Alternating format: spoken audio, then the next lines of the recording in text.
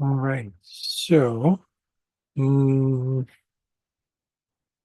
okay. So, hi, my name is Jose. Before we start, welcome to my channel. I sometimes I introduce myself, sometimes I don't. Um, I do a bunch of things. Just to let you know, I'm into astrology, specifically microastrology, where I work with over 150 asteroids, approximately more actually than that. And it gives me a lot of details, which I'm going to get to why I mentioned that, or why I tend to mention that. Um, and I also do music. I love languages. I don't study them. I acquire them just naturally as babies, toddlers, and children. What else do I do? I'm into certain types of divination. You'll see it in my channel. There's a lot that I do. So for me, it's not really a lot, but for others, it's probably a lot. But that's what it is. It's how it is. So, um, okay. So why I mentioned asteroids is because in today's topic, um, I get this a lot. Well, not that often. There are people who don't know their time of birth. Mostly people know approximately what time their time of birth, like not your like around what part of the day they were born. Usually, because maybe if they ask their parents, or the people who was there at the hospital or something like that, that's how they get it.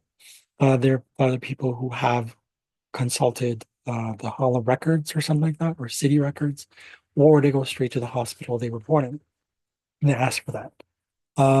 Sometimes their parents might not know, so sometimes you can ask your parents to kind of intuit the time or the time of day they were born, you were born.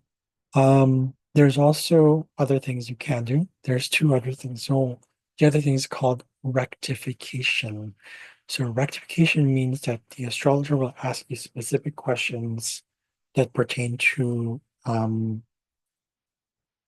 do you call this? That your life experience. It's a little hard when you don't know the time of birth for someone like a child, or maybe a teenager, like preteen, like around 13 or something. Mainly because, um, well, usually what happens is the parents are the ones who ask for their children's chart or to be read. But what do you call this? There might be, I'm not sure about this, I've never encountered this. There might be situations where there's a young person, like a teen, and they don't know their time of birth. In that case, haven't really fully lived their life, but there's still a way around that, and that is, through rectification. So an astrologer will ask that. You can ask an actual astrologer. Like, I mean, I say actual, I mean those who've done this for years. Um, they don't always necessarily have to be certified. I don't believe in certification. Although it's more for, people want to believe you if you're certified, if you're not, all that stuff. Because it is quite pricey. If you go to certain schools, colleges, it's quite expensive to be an astrologer. So what I do is I'm a self-taught astrologer. There's lots of us self-taught astrologers out there, but I go into so much detail that I'm definitely like not your average astrologer. I don't just go into like, this is the basic stuff. This is I really go deep into it. So I really go for hours.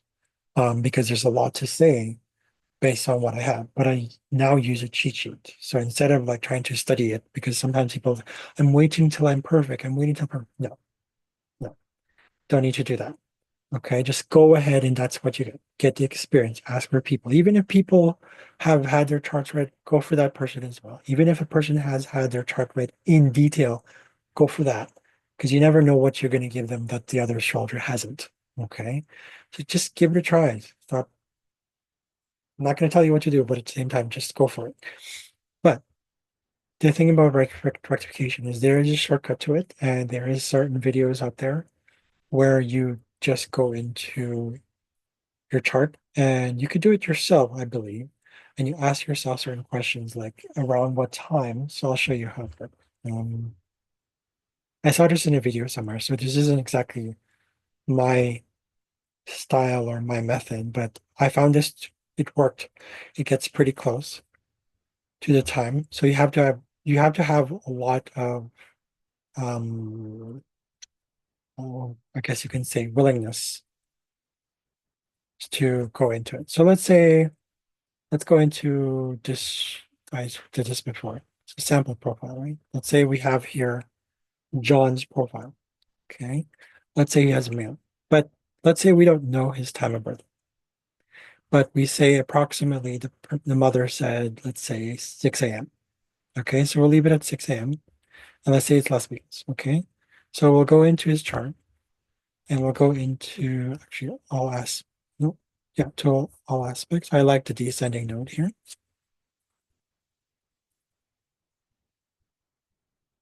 Okay. So we'll see that his right there is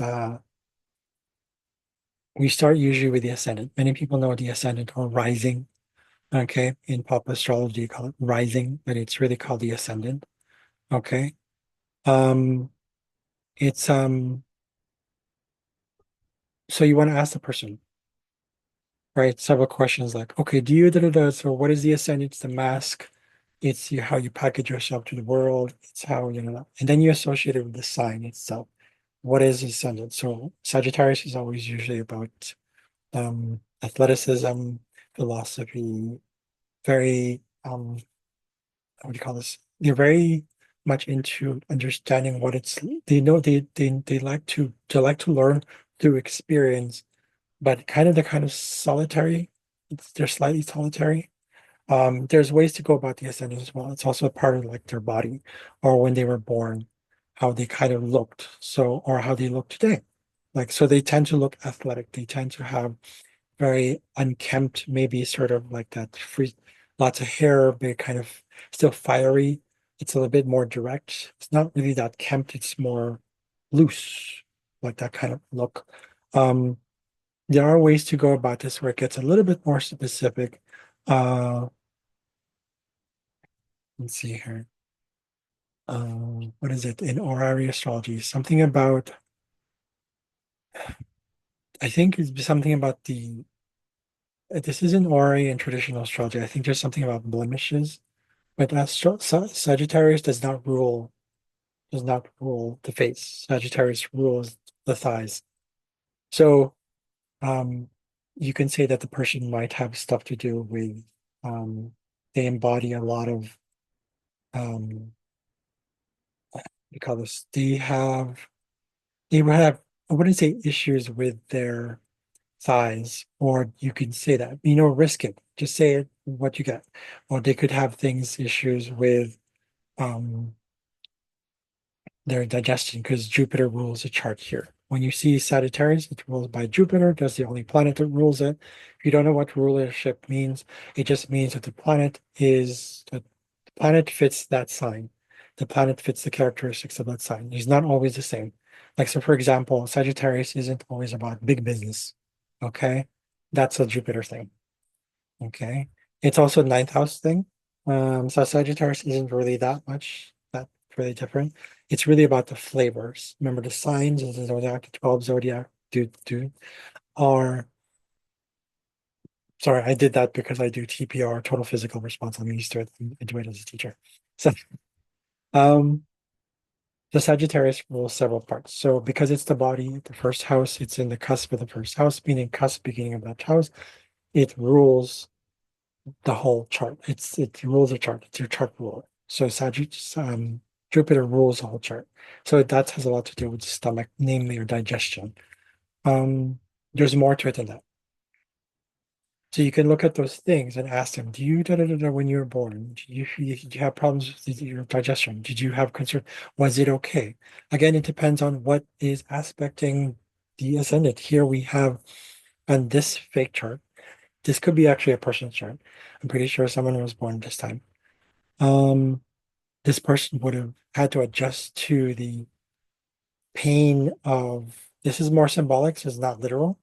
Okay, it's more figurative. They would have had to pain with their mother, relationship with their mother, and it's part of their journey to growing and transforming through that, even though they might not feel like they transformed through that as a young person because I see it right here because of the quincunx, but they would have to adapt to often the wounding that they have with their mother, the relationship. It's in the seventh house. So that's kind of like a general thing. You can go deeper into that by saying, because of all that, and what do you call that? The quincunx aspect, the green right here, is quincunx is 150 degrees, give or take 1 or 2 degrees. There's about 2 degrees is enough.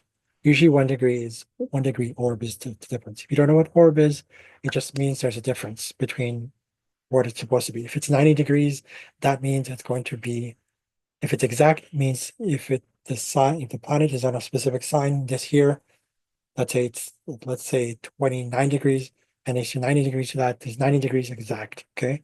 Otherwise, you go more or less 29 degrees, but each sign is encompasses 30 degrees at most, or 30 degrees, or zero into the next sign. And then it goes beyond that. So there's about six. It's like think of orb as leeway. Think of it like that difference, leeway. You'll see it as you get through it. So this is how I know, right? So what would have happened is this person, hypothetical, this imaginary person, or could be a real person, would have had issues with their stomach, but not too much, just enough to adapt to the situation if they were to encounter problems with relationship with their mother or things of the nature with family. It's usually with cancer family, or maybe they inherited stomach problems that when they were relating with.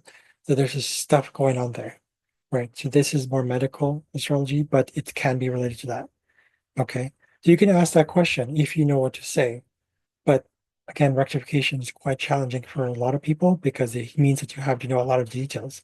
So trust what you get and combine what you get when you get it.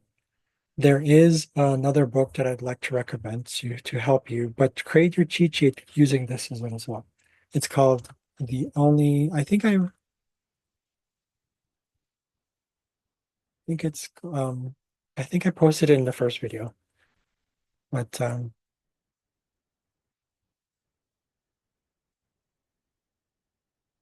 this one, it's Red.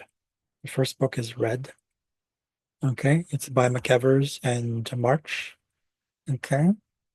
Whatever edition you get, that should be fine. Okay. 1326 for you Americans. Okay. Um, okay. So that's that. So what else?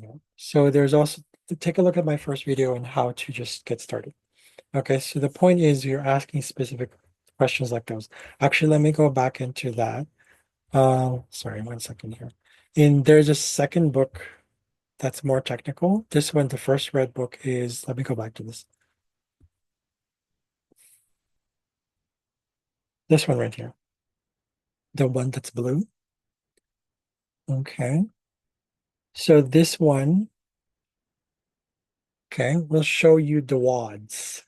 So the wads is another way to learn to ask questions if you're looking at the person's chart, right? So what a dwad is it separates all 30 degrees of a sign by the signs themselves. So if it's the first one and a half, 1 point something degrees, one and a half, 1 0 to 1, no, 0 to 2 something, it's Sagittarius. But then you go into the next sign, which is Capricorn. Then in somewhere here to Aquarius. Then in somewhere here Pisces. Then in somewhere here to Aries. Then in somewhere here to um sorry, Taurus. My stomach is full, my brain can't think. Um, and then Gemini, and then it's Cancer, and then Leo, um, and then Virgo. I would say this is around between Leo and Virgo, right here. So what that does is adds color to your interpretation of Sagittarius. So if it's anything like Virgo, you would say that they tend to like communicating, which is actually kind of funny because the planet Mercury is right here as well. So this ties in with the Virgo thing, right? So they like to communicate. They like to show they communicate. So if this is the case, but if they say no, remember we're talking about rectification. If they say no, I'm not really into communication. I do embody that, but I'm kind of shy about it. Then what tends to happen is what you might end up doing is changing the time. So you go later so that it goes down. Why did I say that? Because if we're talking about they're shy about communication or they don't really open up, what's going to happen is I'm going to move at 9 a.m. is that the Mercury will be in the 12th house. Oh, the Mercury moved way too much. Okay, so 9. Do you see how hours of difference make a difference? So let's say 7 a.m. Right there, right there. So they don't really like communicating. And then if you tell them that you're athletic, and then they say no, you would know that they are like that. However, let's say let's change the time a little bit here. Let's go into 6 a.m. again. They said they are athletic. Okay, they appear athletic. They say they okay, but they're not that open about it. They're quite shy actually. And maybe they gave you a hint. They're very shy. What's going to happen is you see Mercury here is retrograde. Not only will that give you the whole, they cannot communicate that well, they're insecure about communication, but it's also in the 12th house. And it's still 29 degrees in Sagittarius. So they kind of appear athletic. They have that sort of philosophical thing about them. They're very wise. They tend to embody a lot of, a lot, you call that, um, sorry. Losing my thing with Sagittarius. There's a mystery about them. They're very philosophical. They're very highly educated. They love education. They feel like they know a lot, or people might think they know a lot. People might presume that they know a lot. So they appear like that. You know? So there's more to go through. You notice that there's an intercepted house here. I don't know if you know intercepted. So there's a lot to go through if you don't know your time of birth. But here's the other thing. What you can do is if you go straight into the readings and then you work through asteroids, if you start to pile up your asteroids and create that cheat sheet that I told you about, you can create your own cheat sheet. Again, I'll link the video. And I say again, I mentioned in the previous video. Go to my first video, the Mafia series. It'll say how to get started. Just to get started. That's it. It's a very simple video. I'll show you how. And then there's another video called like cheating is a good thing or something like that. I don't remember the title. I don't tend to remember my title of my books. I title of my posts because once I post them, that's it. Okay. So um so creating your cheat sheet, starting with starting with the asteroids. Look at the video. Please look at the video. You'll see how, because I don't want it to take too long. This video is already 19 minutes long. Okay. Um So there is that. There is the asteroids. What you can do is if you do numerology, you can do that as well. You can cheat by using numerology. You can combine the two if you want to. There's no reason you cannot do any other modalities to combine with astrology. Why? Because it's not about the modality, it's not about the tool, it's the message. If you're helping someone with their whatever they're looking for, if they need confirmation about their life, it's better to just combine them. If you have Akashic Records training as well, if you have experience with Akashic Records, by all means go do that as well with astrology. Okay. Um, what is the other one I'm thinking about? There's just something else that came through that I was thinking about. Um, darn it. I mean, you can use other modalities, okay? So you don't force it if you can't do what you can't do. Like if you can't find it, don't worry about it. Um, you'll know how to do rectification eventually. Um, but what you can still do is if you, let's say you don't know their time of birth, right? And it'll look kind of like this. If you go to this site and you say unknown, this is what it's going to look like. Bam. Okay. It's going to automatically go into the first house as if this is the first house thing. But you can't interpret it without the houses, of course, naturally, but you can still give them something. That's still a good place to start. Don't be don't beat yourself up because it's like I can't give you an in-depth reading. That's fine. Do what you can. Okay. There is another thing, and sorry, it escaped my mind. Um, I might add it on the comments later. Because sometimes when I have fast thoughts that come through, it just that doesn't come through. So there is another way of through. There is always a way. Okay. So what did I say? So you ask your parents, go through the records, hospital records,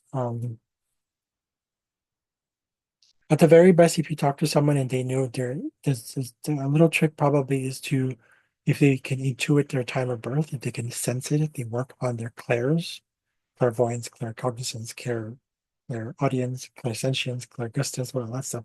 If they get a clairaudience sort of number, or if you do some sort of like working with boggles, like you cast it and you look up and you get numbers, or if you go to like work with dice, maybe there's like maybe work with 10 dice. If you get to actually not 10 dice, 1, 2, 3, 4, 5, 6, 7, 8. So 8 dice. If you get an 8 dice like collection, you'll get a date there because you never know what you're gonna get. So try that. That's actually a good idea. That's actually a good idea. Actually, I'm gonna put that here. So dice, make sure there's 8 of them because there's 8 numbers often with a date, right? So there you go. Even if you get 0 in the first one, that's still a number, right? 1001, that's an example. Okay. Those are still numbers, but you're not gonna get those in the dice though. Um, but no, that's weird.